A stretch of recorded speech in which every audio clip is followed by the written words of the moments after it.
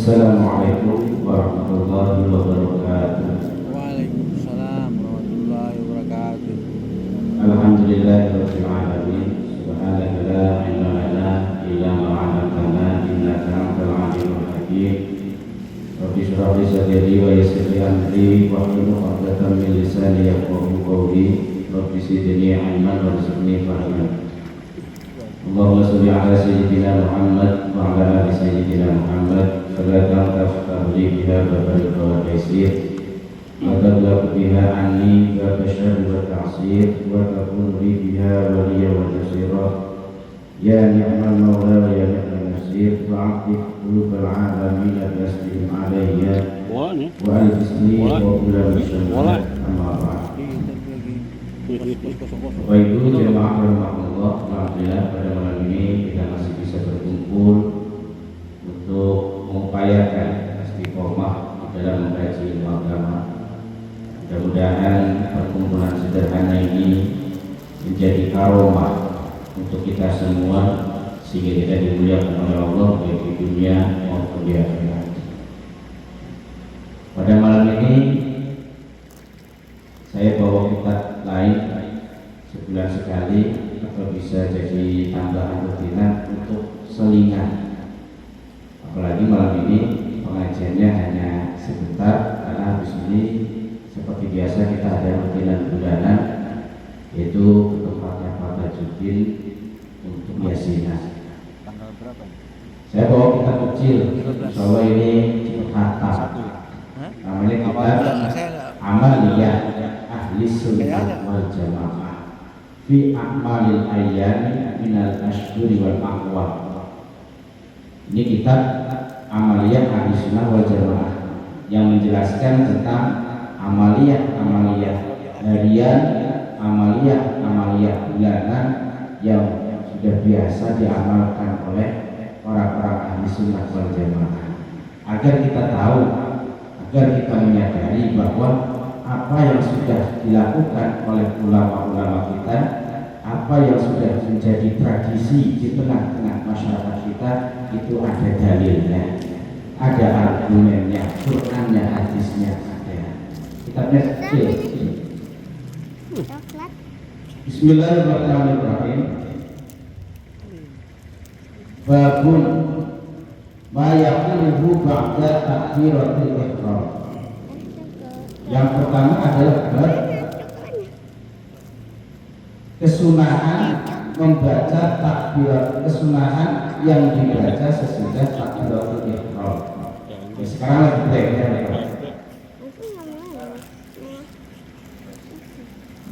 Yes. Bukan sekarang. Ya, sekitar beberapa bulan yang lalu heboh di media sosial bahwa ada seorang ustadz yang mengatakan doa iftitah itu tidak ada dalilnya. Doa iftitah itu tidak ada hadisnya. Saya lihat di Bukhari, lihat di Muslim saja. Ini padahal ini hadisnya daripada Adhkar Nawawi. Ya'lam annahu qad ja'a fi ahaditsu katsirah. Ini kata Imam Nawawi.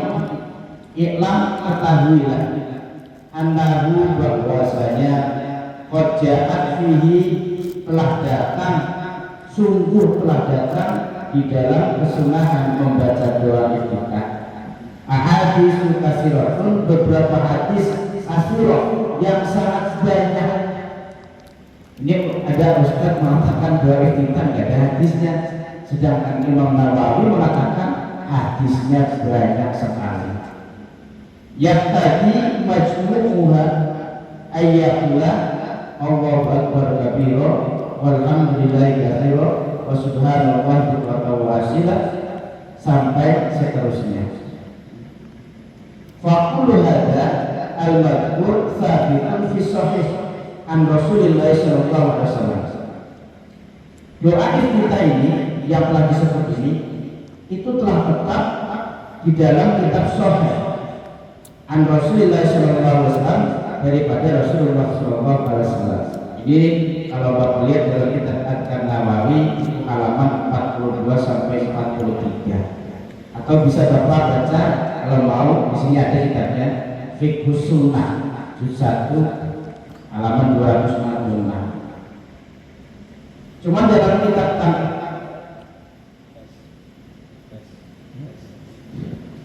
kitab Tanqihul Qaul, Syekh Nawawi Banten hanya mengomentari sedikit saja bahwa doa iftitah itu memang lebih baik dibaca wajhiyah, jadi tanpa ini.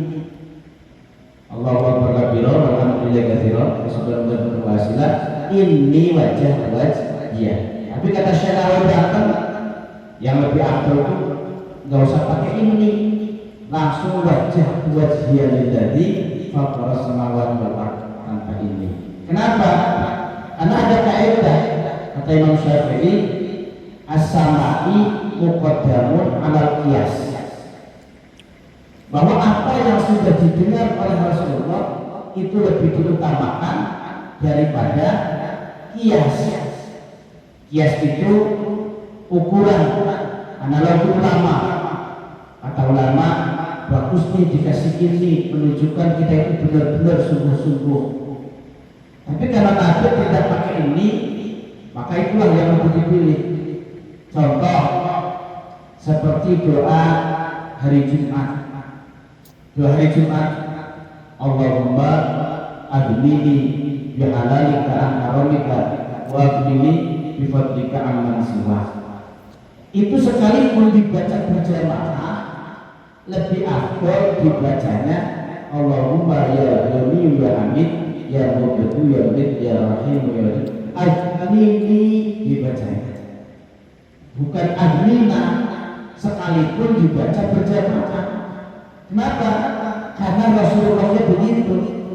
Rasulullah setelah sholat Jumat membaca doa itu sekalipun berjamaah, Rasul menggunakan mutakalim wahdah, bukan mutakalim ma'al ghair. Nah, dalam kaidah fikih as-sama'i, apa yang didengar dari Rasulullah muqaddamun itu lebih didahulukan alal qiyas daripada qiyas. Qiyas nahwu kan begitu, secara ukuran ilmu nahwu. Kalau sendiri menggunakan mutakalim wahdah aghnini, kalau banyak menggunakan mutakalim ma'al ghair aghnina. Beda lagi kalau konsepnya itu tentang apa-apa yang sudah dilakukan oleh Rasulullah. Sama kayak doa Rabbi shrah li sadri wa yassir li amri wahlul 'uqdatam min lisani yafqahu qawli. Sekalipun itu dibaca berjamaah. Kenapa? Karena di Al-Qur'annya begitu. Jadi bukan Rabbi shrah lana sadrona wa yassir lana umurana, bukan begitu. Sekalipun nggak apa-apa kalau dibaca begitu, cuma afdolnya yang lebih baik sesuai dengan apa yang di Quran, apa yang di hadis. Jadi jelas ya bahwa doa iftitah itu ada dalilnya. Kemudian banyak sekali hadis-hadis mengenai doa iftitah. Kemudian basmalah Fatihah. Ini biar khatam tapi kecil. Basmalah Fatihah yang sekarang juga sering dipermasalahkan. Basmalah Fatihah banyak di komplek-komplek imam tidak baca bismillah. Kalau itu berdasarkan mazhab Maliki sah-sah saja. Masalahnya terkadang imamnya ini tidak jelas apakah dia Maliki atau Syafi'i, taklid ke Maliki atau ke Syafi'i. Yang lebih parah lagi pas ditanya, Pak Imam, imam nih sama imam, Pak Imam juga pakai bismillah, madhabnya apa? Saya Syafi'i. Mengaku madhabnya Syafi'i, tapi pas jadi imam Fatihahnya tidak baca basmalah. Nah ini jadi problem. Kenapa? Ya karena dalam madhab Syafi'i bismillah itu bagian daripada surat Al-Fatihah. Kalau ada imam tidak baca basmalah, berarti Al-Fatihahnya tidak lengkap, otomatis salatnya tidak sah. Kecuali dia tahu ilmunya. Oh, saya apa nggak baca bismillah juga karena saya madhabnya Imam Malik. Nah di Indonesia aku pakai madhab Imam Malik. Saya punya guru Pak namanya Syekh Syekh Darwis ini murid daripada Syekh Hasan itu beliau oleh orang Suriah. Syekh Hasan itu sekarang lagi mengarang kitab usul fiqh, itu insya Allah totalnya ada 40 jilid belum selesai. Syekh Hasan itu ini orang Suriah, murid daripada Syekh Yasin Al-Fadani yang masih hidup sekarang. Kemudian beliau itu lahiran sekitar lahiran 1445, masih hidup sekarang. Beliau itu madhab Hambali, madhab Imam Ahmad bin Hanbal. Nah sekarang Syekh Darwis pindah ke Cianjur, dibikinkan pesantren sama gurunya Syekh Hasan itu. Pindah ke Cianjur, yang ada di Indonesia, maka beliau intiqal madhab, pindah ke madhab Syafi'i. Ya enak aja kok orang alim mau pindah ke madhab siapa juga, karena tahu punya kitabnya ada. Kitab Syafi'i saya punya, kitab Ahmad bin Hanbal dia punya. Nah ini yang tidak jelas. Syafi'i nggak ngerti, Maliki kitab yang kau punya, madhab Imam Ahmad bin Hanbal nggak ngerti. Begitu sholat jadi imam tanpa baca basmalah, kan jadi problem. Jadi problem artinya. Oh dalam madhab Maliki itu Fatihah itu sunnah. Dalam madhab Maliki kenapa nggak dibaca saja, kan begitu? Biar nggak jadi problem untuk makmum-makmumnya ini.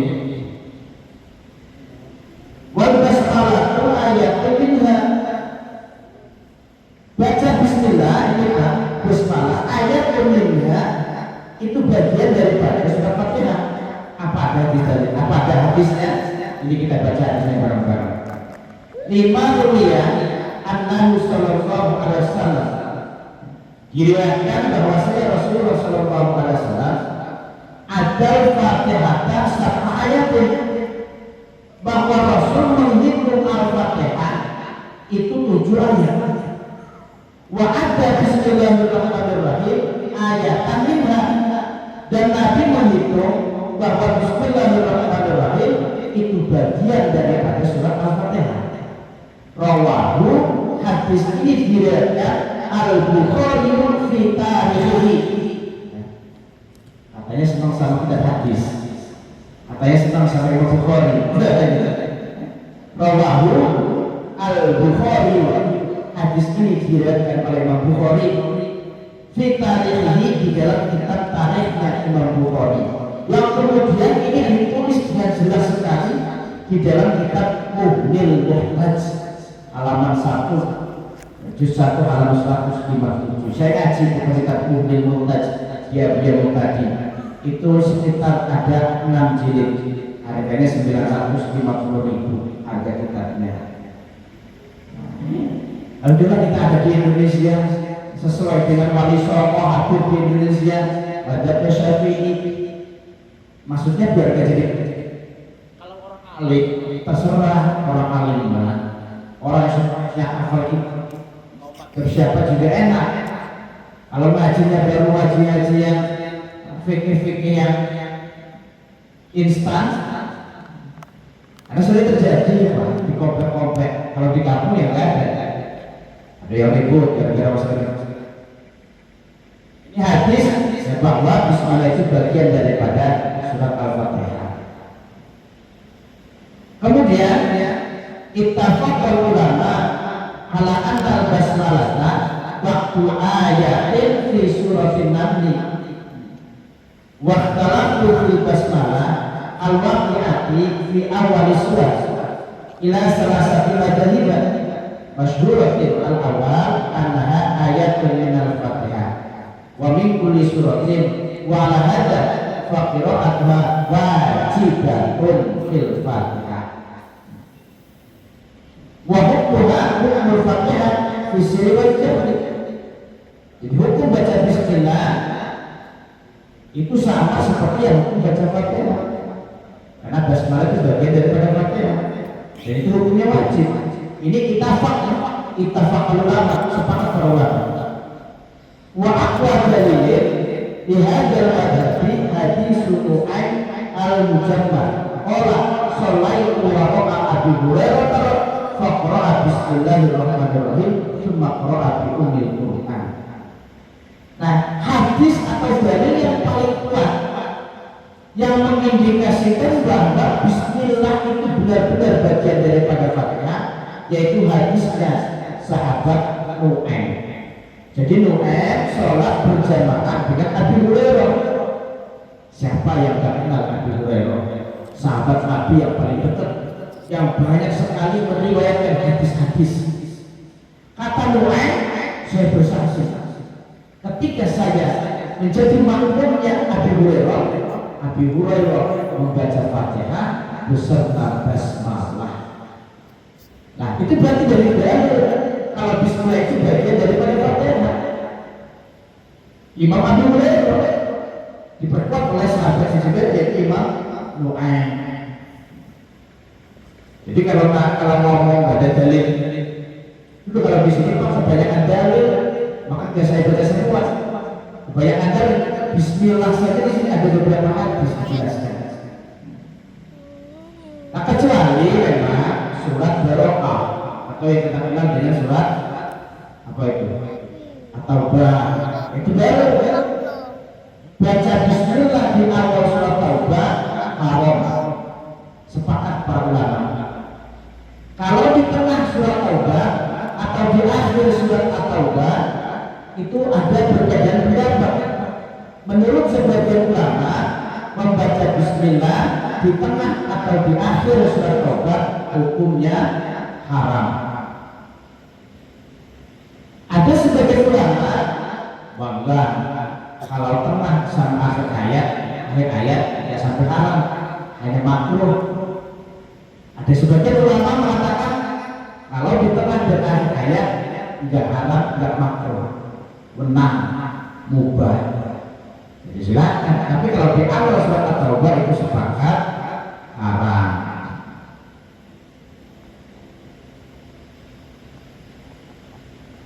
Nah, kemudian di dalam kitab ini dijelaskan bahwa ada seorang ulama yang menghitung sunnah dalam sholat.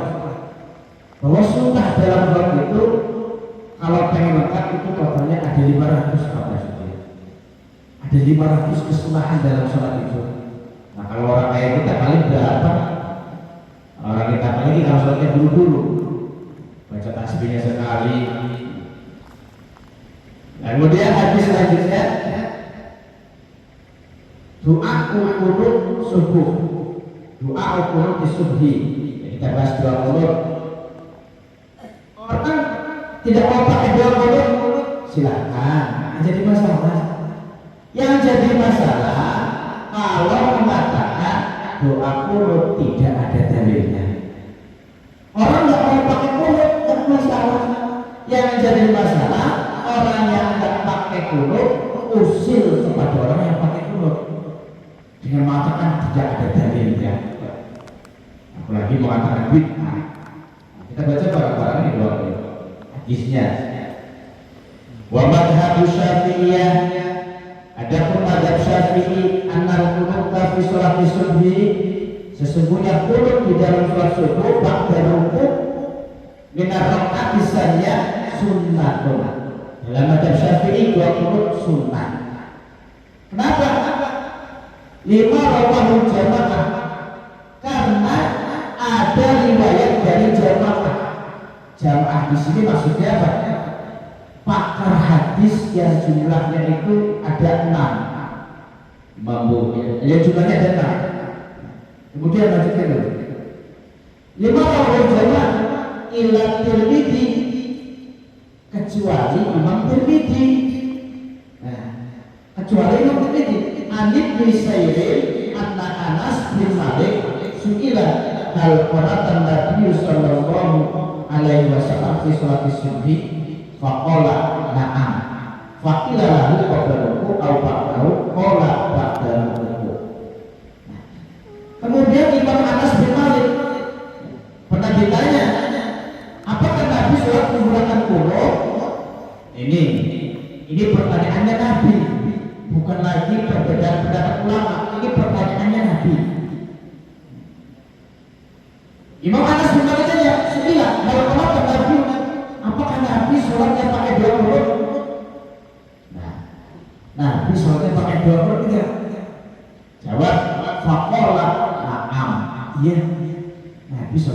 dua kunut. Namun apa sih? Ini sosial Pak pertanyaannya. Su'ila hal qala Nabi sallallahu alaihi wasallam fi sholati subhi.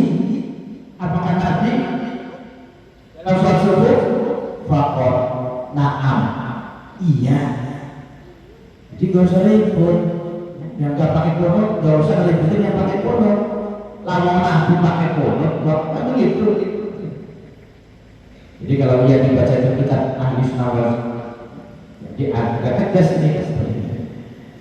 Fakilah, nah ini dalam kitab fikih sunnah juga ada bahwa Nabi itu banyak sekali yang meriwayatkan Nabi sholatnya pakai dua kunut. Bahkan dalam hadis Syafi'i doa kunut itu sunnahnya sunnah muakkad, kan sunnah hayat. Artinya apa?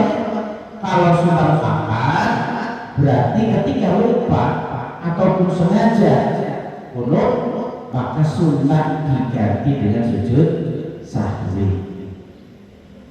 Cuma ada yang kelewatan di kampung saking Syafi'inya, jadi dia wajib dua kunut. Sampai-sampai ada orang lupa dua kunut diatur sholatnya batal. Apa yang paling parah begini? Dia sudah sujud, baru ingat, waduh, saya belum dua kunut. Itu dari sujud langsung bangun untuk dua kunut. Ini batal sholatnya. Dia itu untuk melakukan kewajiban sujud, kemudian dia kembali melakukan yang sunnah. Itu namanya meninggalkan yang sunnah. Itu namanya meninggalkan yang wajib, kejar sunnah, sholatnya batal. Jadi kalau kita lupa dua kunut, udah biarin saja. Nanti juga diganti dengan sujud sahwi. Susahnya nggak masalah. Dua kunutnya lupa, sujud sahwinya lupa, sah sholatnya. Mau dua-duanya sunnah, hukumnya bukan wajib. Habis salah. Kalau belum lakukan apa-apa. Assalamualaikum warahmatullahi wabarakatuh. Assalamualaikum warahmatullahi. Lupa sujud sahwi, langsung sujud, nggak masalah. Apa? Nanti salam lagi. Yang nggak boleh itu waktu di zaman. Waktunya sudah lama. Sudah Allah atas salam, wa minka salam, wa ilaihi salam. Rabbana tabaraka wa ta'ala ya dari jalan kita. Waduh, lupa nggak susah. Sujud langsung dari itu. Ini susah banget. Asal syukur itu ya. Habis sholat isya sebenarnya. Jelas ya. Jadi dua kunut ada dalilnya. Ada berapa sih dalilnya?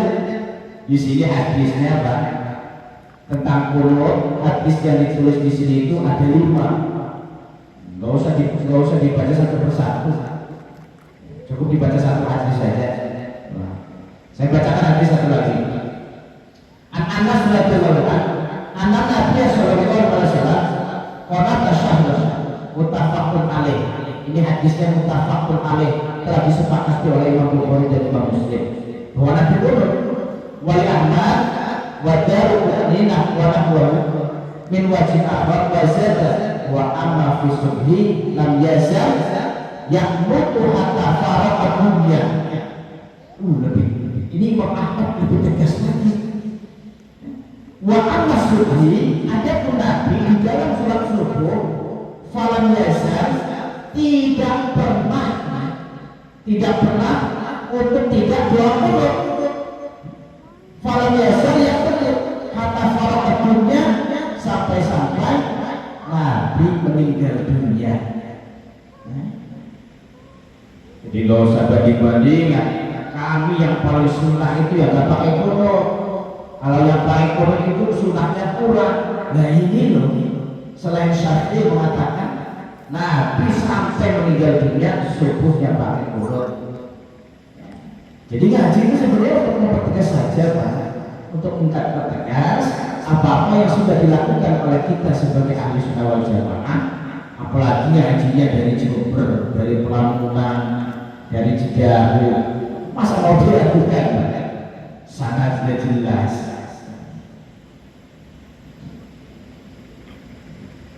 Nah kemudian ada juga ini yang biasa berada di masyarakat. Ini seperti berjabat tangan sesudah sholat. Mungkin di sini nggak jadi problem, kan? Mungkin, tapi di daerah luar masih banyak yang jadi problem. Sampai pernah setelah sholat, saya waktu di luar, bukan mengajar pengajian, saya kan aja salah itu sholat, nggak diterima, Pak. Ya bid'ah ya. Apa salah? Giliran sudah keluar masjid, mau naik mobil, dia aja salamannya mau, Pak. Oh, berarti kalau salamannya di dalam masjid, bid'ah masjid. Tapi kalau salamannya di luar masjid, dia nggak salah. Mau salaman habis sholat dianggap bid'ah, tapi salaman di kantor sama bos sudah dianggap bid'ah. Alasannya apa? Karena Nabi setelah sholat 5 waktu tidak salaman. Alasannya itu. Kita baca. Wal muhtar ayyuqala insafaha maka namahu qabla sholati famubaha kama da'ana. Menurut muhtar yang namanya qaul muhtar itu beberapa qaul kemudian dipilih oleh Imam Nawawi. Itu namanya qaul muhtar. Karena Imam Nawawi salah satu daripada pendapat tarjih ulama yang menyeleksi dari beberapa qaul untuk disambungkan kepada dalil-dalilnya, cari dalilnya. Apabila bersalaman itu dilakukan sebelum sholat, ya biasa kayaknya masuk sambil nunggu koma, salaman dulu. Famubah itu mudah, nggak jadi masalah. Kalau sebelum sholat, wa in sofana malam yakun ma'ahu qablaha, famustahabatun. Apabila bersalaman itu dilakukan seperti sholat, famustahabatun itu sunnah. Kalau dilakukan setelah sholat subuh, zuhur, asar, maghrib, kan lebih enak Pak. Kalau bersama sholat itu kan ya lebih akrab, nggak cuek-cuekan kesannya juga. Kenapa begitu? Di antara musafah inda liqa'i sunnatun bil ijma'. Karena bersalaman ketika bertemu di mana saja, mau di masjid, mau di kantor, mau di pasar, ketika kita bertemu dengan orang yang kita kenal, kemudian bersalaman, itu sunnatun bil ijma', hukumnya sunnah bil ijma', sepakat para ulama. La khilafah, tidak ada perbedaan pendapat. Lil ahadits sahihah karena ada beberapa hadis yang sahih. Ini keterangan dari Ustaz Imam Nawawi. Bahkan Imam Ahmad di dalam musnadnya, Imam Abu Dawud, Imam Tirmidzi, Imam Ibnu Majah, Imam Diyak dan Imam Darrah semuanya bahkan hadis mengatakan bersalaman setelah sholat itu hukumnya sunnah. Bukan hanya setelah sholat, ketemu di luar juga sunnah. Ketemu di pasar salaman sunnah. Bahkan dalam hadis dalam satu hadis adalah ma min muslimin yaltaqiyan fa yatasafahani ila ghufran dzunubahuma. Tidakkah dua seorang muslim bertemu, sama-sama muslim bertemu, kemudian fa yatasafahani, saling bersalaman, kecuali dosa keduanya diampuni. Apalagi pengajian Pak, datang salaman dosa diampuni, ditambah ngaji dosa kan Bapak pahala lagi. Selesai ngaji di sini berangkat yasinan serupa tajwid, pahala lagi. Masya Allah. Jadi orang BM ini insya Allah peluang masuk nerakanya itu enggak ada Pak Asri. Orang BM ini peluang masuk nerakanya itu sempit. Langsung hari-harinya ngaji, salaman, yasinan, belum amal-amal yang lainnya. Jadi peluang masuk surga itu sangat besar. Makanya amalia-amalia yang sederhana seperti ini jangan dibid'ahkan. Nanti kita itu miskin amalia, dikit-dikit bid'ah, miskin tapi amalia itu miskin tradisi. Nah, karena waktunya terbatas, insyaallah minggu depan kita baca hadis-hadis mengenai pujian sebelum dan sesudah sholat. Kalau di kampung Mas kalau saya ada Pak Haji, sebelum sholat itu ada pujian dulu, pujian. Nanti setelah sholat dulu, kayak di Cibubur itu masih ada pujian. Ya sholawatan, termasuk Allahu Akbar kabira walhamdulillahi katsira, itu kan? Itu sama puji-pujian.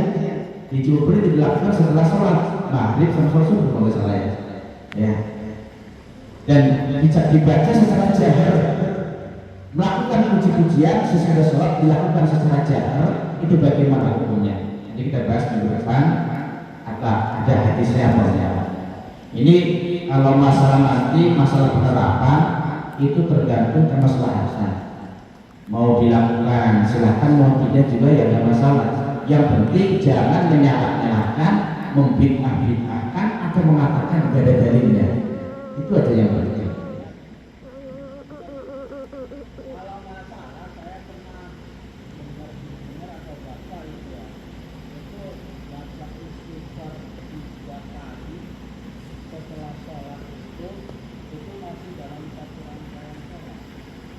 Ya enggak.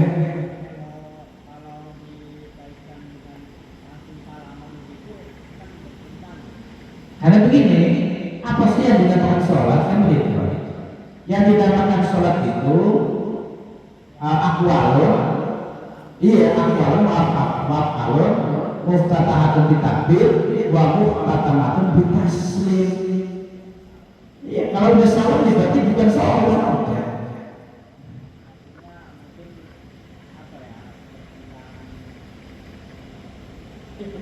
Gak bisa, kalau udah salat itu sudah bukan salat.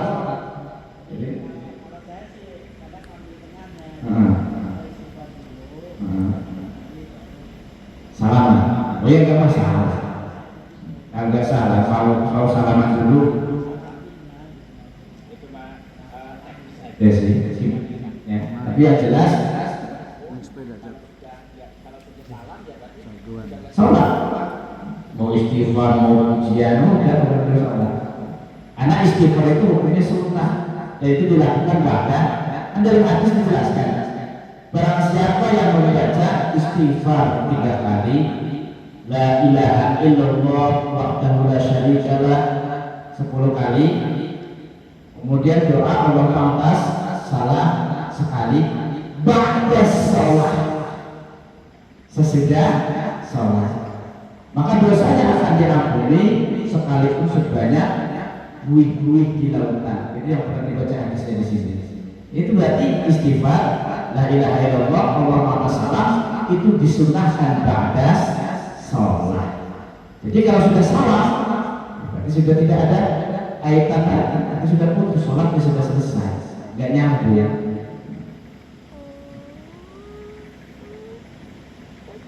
Cukup baik. Wallahu a'lam bishawab. Subhanakallahumma wa bihamdika asyhadu an la ilaha illa anta astaghfiruka wa atubu ilaik. Al-Fatihah. Bismillahirrahmanirrahim. Alhamdulillahi rabbil alamin arrahmanir rahim maliki yaumiddin. Iyyaka na'budu wa iyyaka nasta'in ihdinas siratal mustaqim siratal ladzina an'amta 'alaihim ghairil maghdubi 'alaihim waladdallin. Amin. A'udzu billahi minasyaitonir rajim. Bismillahirrahmanirrahim. Alhamdulillahi rabbil alamin. Shalli ala sayyidina Muhammad wa ala ali sayyidina Muhammad. Wa ala bima 'allamtana wa 'allimna wa zidna 'ilma wa zidna 'ilma wa zidna 'ilman 'ala Allahumma hdina bil 'ilmi wa zayyinna bil 'ilmi wa hdina bit taqwa wa jannibna bil 'afiyah ya arhamar rahimin. Allahumma inna nas'aluka 'ilman nafi'an wa nas'aluka rizqan wasi'an wa nas'aluka 'amalan mutaqabbalan wa nas'aluka shifaa'an min kulli da'.